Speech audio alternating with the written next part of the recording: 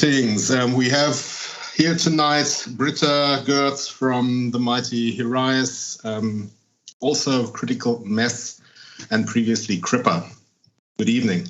Hi, Johan. What's up? Oh, it's all good. It's all good. Yeah, I recently saw you guys in Bad Oeynhausen live. Yeah. Memorable moment because it was the first show for me personally live in what felt like 2 years almost. Mm-hmm. So it must have been exciting for you guys. Oh yeah, definitely. I mean, like it was. We've only played a couple shows with Hiraes. Hiraes is a new band we formed during the pandemic and have one album out only. So yeah, we are slowly working our way onto the live stages. And yeah, it was a pleasure to play in front of Legion of the Damned. I haven't seen those guys in many, many years. So yeah, that was very cool. And we enjoyed the show a lot. I think I saw Legion last time many years ago in Erfurt, in X.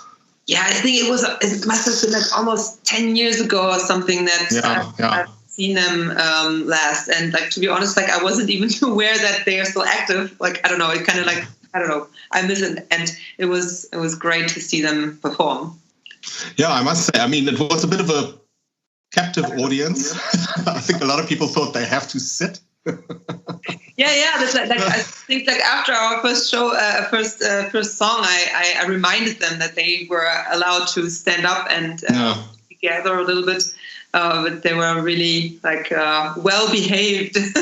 Absolutely, it was. It reminded me of the stories I heard from Deep Purple in those bands when they played in Japan. Everybody was so polite and they sat down and clapped. It's almost like that. Yeah, we have to get used to that again.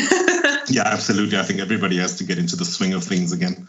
Yeah. But it's good to see that you guys are active. Yes, as you said, Hiraes is very, very new. Tell me, did you guys come out of COVID or was it planned before that? I think the first time that Lucas from former Dawn of Disease got in touch with me was right before the pandemic. I think it was in January or maybe even late 2019. I'm not sure. So I just got an email from him, and he said that they were thinking about like starting a project. Like it wasn't even like it was still secret also to me that Dawn of Disease would disband. So he just was very vague when he asked me, and then I'm always interested in more music. If I like the music, I'm up for it. If I can make the time, I'm up for it. And yeah, then like he kind of filled me in with everything, and it went from there. And like at first we wanted to like jam it out a little bit in the rehearsal room, but that couldn't happen because of the pandemic. So we postponed, and then we said, okay, like this is not gonna end very soon, so let's just meet on Zoom, have a beer, and just write our first song after we met the first time on Zoom. So we wrote and exchanged files over the internet, and the first time that we had the chance to rehearse, our very first song was already written. So that was amazing. An unusual work environment, but it worked out well. I must say, you guys sounded really very professional. Thank you. The sound was phenomenal. I was trying to figure out what made it sound so huge. So if you don't mind my asking, there was a sort of like a synth running parallel. Do you guys play per click, or how do you manage that? Yes, we do. I mean, like also on the record, you hear like this, like kind of like atmospheric density. Yes. It's sprinkled all across the album, so there are some keys going on, some like orchestra stuff to keep it all together. And we have this backing track running as we play live, and we play with in-ear monitoring and have the click in our ear. I don't have, but the others have. Like I find it too annoying, but yes. So that's how we can start without counting in. Yes. And also we have our own sound guy, like Heiko's doing an amazing job, and he's very familiar with the songs. Yeah. Well, it sounded epic and huge, but I mean, I remember Niall doing that as well. You know, all the Egyptian choirs and stuff going in the background. So, you know, no, it sounded really good. I think overall the entire evening was great. I actually saw you I just can't figure out what year it was. Maybe you remember. It was somewhere in Hannover. A friend of mine said, like, you must check out this band called Cripper. I'm like, Cripper? Is it not Crippler from Stockholm? You know, is it a Sodom song? No. And he said, no. And we went to some place. It was a school, a university, or a Jugendzentrum or something. We played many places. And it was, anyway, it was downstairs. And anyway, that's the first time I saw you guys. Oh, in the labor, in the Mensa of the university. Yes, correct. That sounds familiar. Ages ago. That must have been like, you either saw our very first show there, but I doubt it. That would have been like 2005 or maybe like 2008-ish, maybe that year. Yeah. So. Yeah, no, it must have been later because he had been talking about you guys for quite a bit. And every time I said, well, no, I haven't heard anything yet. But then that evening he played you guys at home. And I said, oh, that's interesting. Let's go. You know, let's check it out. Yeah, cool. So that's pretty cool. So you guys did quite a few albums with Cripper. I think, was it 3 or 4? No, 5 albums and 1 EP. 5. Oh, okay. All right. And is the band on ice? Or, no, we disbanded in 2018. Like, it's completely like terminated. Gone. So in 2018, yeah, but we're all on good terms. I mean, like it was a decision among us, that we did together, and so we said, okay, let's before this will affect our friendship, let's just make a clean cut here and remain friends, but let Cripper go, and that was a good decision. It, like up to today, it still feels like a little bit hurtful to think about that, because Cripper was like our baby and will always be like this one band for me that, you know, where I learned everything with that I can now bring into other bands. So it really feels special to me to this day. But it was a good decision that we did that. Okay. Yeah, you guys must have had quite a bit of live experience in those years, and yeah, there were many shows, many tours, many festivals. Yeah, so many good memories there, really. I can imagine. Well, and then there's obviously, I just listened to it today again, Critical Mess, which to me sounds weird. Hiraes for me sounds very epic. Yeah, it's like melodic death metal, yeah. Yes, but very, larger than life out there, And Critical Mess for me had a even more vicious death thrash slant to it. Yeah, I would say it's probably like more like an old school death metal with some modern influences, but definitely you won't find any keyboards in this band. Yeah, like, that I heard. I want to say. I don't want to say direct, that's not the right word, but maybe a little bit more mean into your face, a little darker. Yeah. No, because it was also quite technical and stuff. And there you've got 2 full lengths, and I checked, you guys also had a zombie apocalypse.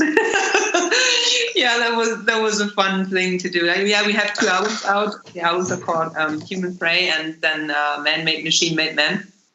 And then we were invited to be a game in a quiz show where awesome. It was in German television, it was on Sat.1, and it was a big quiz show, and we played. It was our game was like a death metal band playing very well-known pop songs in death metal style, and then like a few VIP personalities like were just standing there on buzzers and had to guess which song it was. So for quite a while we were rehearsing from our standpoint quite weird songs in our rehearsal room, and we said, okay, like now we've rehearsed these songs, like let's just like record a couple of them just for the fun of it and bring them out as the zombie apocalypse for Halloween last year. It's a bit of a tongue twister. Yeah. But I was amazed to see The Weeknd.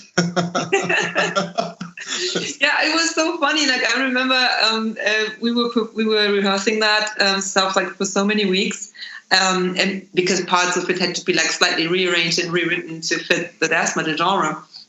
And then like a guy like peeked into our rehearsal room. He's like, I just wanted to make sure that it's really you. Are you okay? You guys, is everything okay with you? Yeah, that was fun. Yeah, it's funny because that song for me is like, you know how every song is a part of your life somehow? and when you hear it, you're back there. Yeah. And I think the weekend, whenever I hear it on the radio, I'm back in the lockdown. Yeah. That for me is the lockdown soundtrack somehow. And what an irony, because it's quite a lively, well, sort of positive song, I guess. Yeah. And to have that combined with, I thought that the other day, have that combined with the solitary confinement was a bit strange. But anyway. So I asked this question to most people, and it's because I always find it very interesting to see where everybody comes from. But what for you would you say is your defining moment which made you choose metal? It's really difficult to say because, like, you know, you kind of grow into all kinds of stuff, but I can tell you how I first came in touch with heavier music. So maybe it had a little bit to do with that, because those were very positive events. I have an older brother. He's 10 years older than I am. And we shared a room when we were little, before we moved into a bigger house. So, I mean, he was in his early teenage years. The memories that I have, and I was like, I think I must have been like 4 years old or 3 years old. And of course, like, the age difference now is not so prominent anymore, because like we're just living like a kind of very similar life. But for him, like growing into his teenage years and like his rebellious phase, and he was listening to AC/DC and Iron Maiden, and he wanted to hang up some posters in our shared room, and he wanted to put Eddie on the wall. And he showed my mom a poster of like this creature thing. She was horrified, and she was like, "No, you can't put that up." And then I was like I was so proud of having an older brother. I thought it was the coolest thing ever, and of course I didn't want to disappoint him, and I wanted to be brave. And so I asked my mom if she could just slowly unroll it, and I could see if I find it like appalling or like horror thing. But I wasn't. Like I found it really interesting, and then he was able to put it up, and we listened to Iron Maiden and AC/DC, and I learned how to draw the AC/DC logo in his battle vest and stuff like that. So this is like. I know some of the AC/DC songs of the oldest stuff. I know still in my childhood English made up language, which is funny. So that's what got me in touch with heavier music.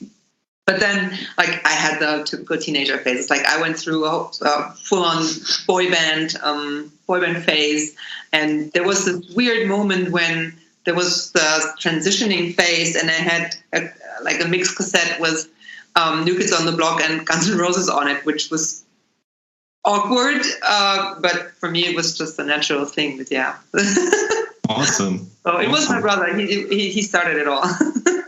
No, that's fantastic. I always love hearing these stories, partly because my own story is a bit not strange, but coming from Southern Africa, from Namibia, to be precise, we were almost like in East Germany. You know, you couldn't get music. Oh, okay. It was very difficult. I mean, you could walk into the music store and you would probably find Def Leppard or maybe AC/DC or something like that. But to get harder music just wasn't possible. You know, nobody would stock it. And it was also because of apartheid back then, the regime had a strong censorship. Mm-hmm. So bands like it would be utopian to expect to buy a record by Wasp or someone, you know. Yeah. So impossible. So we always had to find people that were flying over to Europe, and and then we would write these long little lists and say, "Oh, please bring me Creator or Slayer or stuff." And it was every record we got was like it was like Christmas, What did you know about these bands then? What was your? Yeah, for me, everything started with Billy Idol, really. I was fascinated by the sound, Rebel Yell, and the sound. I just couldn't figure what it was. Mm-hmm. There was no term like what that is. Actually, my mother that said, because I asked, I said, "What is that? Is it rock music?" And she said, "No, it's bordering on what they call heavy metal." And I'm like, "Wow, I love the sound of that. That sounds amazing." No, it was funny, and no, I think while I was veering on the border of heavier music, we had bookstores. Now, don't laugh.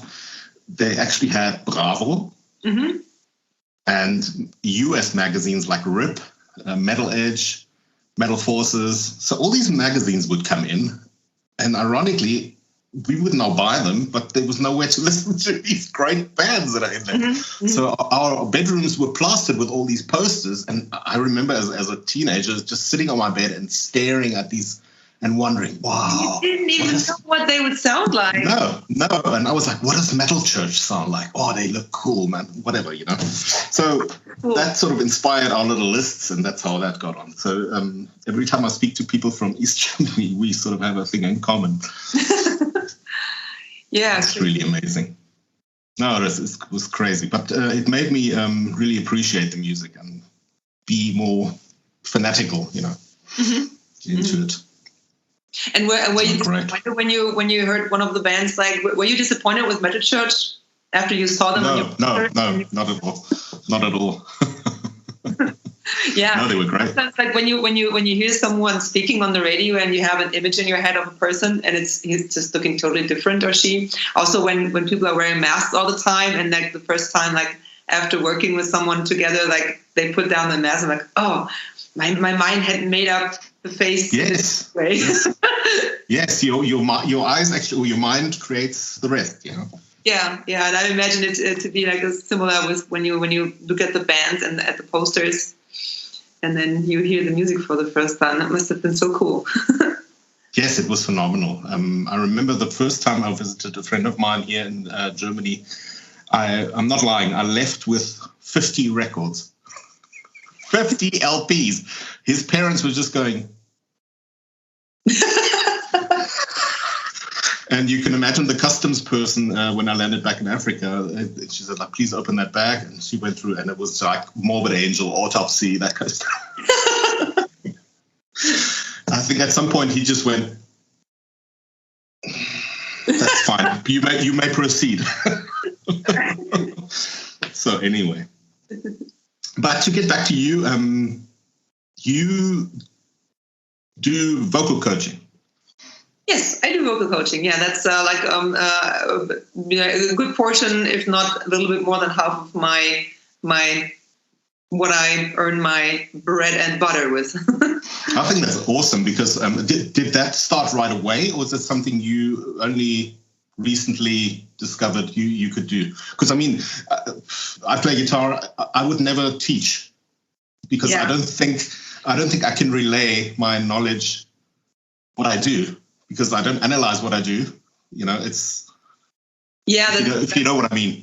That was a very interesting phase for me as well, to kind of like slip into this teacher mode. And I didn't know if I could do it. No, it wasn't right away. Like, I think the first time that I taught someone, I got talked into it. Like, there was a girl and she said, please teach me. And I'm like, I can't teach. Like, no, sorry. But like, she wouldn't give up.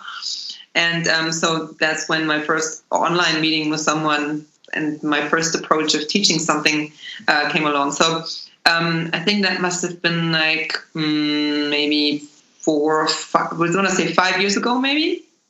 And then I was surprised of how much I benefited from it myself, because through explaining something, you have to, think about how you actually do it. And you have to find words, and you educate yourself even more, and you play around with all the different sounds and how it feels in your mouth and throat and everything. And then a little later, I was approached by the PPC Music Store here in my hometown, Hannover, and they were doing courses at the time. They had a music academy that unfortunately didn't make it through the pandemic, but the boss asked me, like, don't you want to come and do a course there, like for beginners, like a 3-hour course? And I'm like, I'm not sure I can do that. Yeah. So, and then I tried, and it was sold out right away, and people liked it and thanked me for it. And I was totally overwhelmed, because I was like, okay, I don't know, am I doing this in a way that people can understand it? Because vocals, I mean, guitar is, I don't want to say guitar is easier to play, but at least you can see your instrument and you can see what the student is doing and can see, no, not there, and I can't do that. So we don't see the instrument, and every instrument feels different for the person. And then I started doing more and more workshops, and that's how the whole thing started to roll down the hill. And now here I am, living with it and having my first online vocal course out now. And it's crazy. My dad still asks, like, and they really pay you for that? And I'm like, yeah. No, it's not. Like, he's proud of me, and he doesn't doubt it. But it's just like, from his perspective, he was expecting the whole metal thing being a phase, and now it's my profession. So, yeah. Yeah, I know that sentence. I know very well. I remember my mother and father saying, "Well, you'll grow out of it. Don't worry." Yeah. So a couple of years ago, I said, "And." It didn't happen. It didn't happen. So no, but that's great. And do you have? Obviously, you've got a lot of youngsters that are now getting into it. Do you have anyone that's active live or doing it semi-professionally? Oh yes, like students come and go. Like, I have students who don't want to sing in bands, who just want to do it for themselves and just like to work with their voice, and they are happy with that. And then I have people who are either looking for a band or want to pursue a career as a singer, and also people in existing bands who just want to maybe just refine their technique a little bit, or they are looking for a specific sound that they just can't get a grip on how to produce, or just some tips for warming up or for preparing for a tour, for example, just to to have a sparring partner for that and just to exchange some experiences. So it's all kinds of people, singers, trained opera singers, people who haven't sung in their life before, old people, young people. Like the oldest participant I had in my workshop was she was 74 years old. And I was so nervous because I thought wow, I really want to do this, what I'm doing with my bands, and sing on a stage and growl until I drop off the stage dead. And I want to get old. So I think that maybe I hope she can do it, because if she can do it, then I can do it. And she was just nailing it. It was a joy to see the look on her face when I explained it to her, and she was just making this big sound. It was these googly eyes. Crazy. That was a very enjoyable moment. No, so that would sort of answer my other question, because I said, do only people come to you that want to growl or sing aggressively, or is it, so you obviously get people that are, I just want to learn how to breathe and sing from the gut, instead of just throat.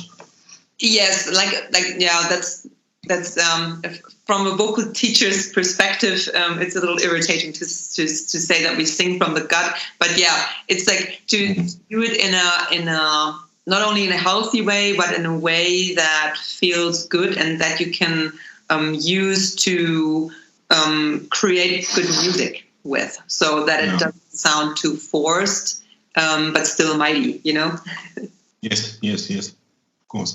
Well, hats off. I tried the whole death metal thing myself, and it ended in a huge coughing fit. Well, that's actually natural, because the body parts that interact when you cough are the same that interact when you growl in a false chord technique. So for a body that's not used to singing with it, the coughing sensation is just a reaction to the body of these parts coming together. So it's a very natural thing in the beginning. Yeah, I figured as much. I figured as much, but nevertheless, I've come to the conclusion that I'd rather stick to guitar. Because there's good vocalists out there. So to get back to Hiraes, you've obviously now got Solitary out, and now, looking at the news now, I hear weird things like, is there another lockdown coming, whatever. But despite that, are there any live plans for you guys? Something bigger? Region? Yeah, of course, the festival season 2022 is looking a bit dark for all bands who are new to the market, because the festivals from 2020 are still in the lineup and want to be played and pushed. So that's probably not going to be a big festival season for us, but we are announced for our first support tour. We will support 1914 on part of their not a consecutive tour, but many dates with them. It's already announced. This is like the biggest thing, and then we have like single shows here and there, just because we just want to be out there. We want to promote our album. We want to like gain life experience as a band. Like, we don't live together in the same city. We're spread all across the northern part of Germany. So we don't rehearse much. Like, we had 2 rehearsals so far. So it comes down to solo work on your end that you have to do to playbacks and whatnot. So playing together is really valuable band time for us as well. So we want to play as much as we can. And can I say, we are currently already writing on new stuff. So it's slowly starting again. Oh, that's awesome. That's awesome. Which label are you actually on? I didn't... With Hiraes, we are on Napalm Records. Napalm? Oh, that's amazing. They also really... Kickstart, yeah. They've grown phenomenally. But that was also quite a quick shot for you guys then, hey? Yeah, it was. It was really cool. Dawn of Disease were there as well, and they were eager to hear what we had with Hiraes going on. So after we wrote the first 3 songs, I think, we recorded some demos, sent it to them, and they said, "Wow, yeah, that just fits right what we are looking for, and please write more songs." And then we started to talk contract. It was the smoothest ever, and I was very happy. Wow. They liked the songs. I mean, the whole pandemic thing had so many bad things coming, but this was really something where every one of us and I could put out some energy from, and it was great just to be creative in that phase, and just like to be able to, dig yourself deeper into your creative work to make the time worthwhile. Yeah, absolutely. But I think a lot of people have or would have used the pandemic now. I was watching an interview with Zetro from Exodus the other night, Zetro's Toxic Vault or whatever it's called, and somebody said something like, it's probably going to be an onslaught of albums coming out after the pandemic, because everybody sat at home writing, and and not only that, I think a lot of projects got started again. Yeah, got started. Some bands finally disbanded because it was probably long overdue. So many new projects came across, and I think everyone got a little better on their instrument, because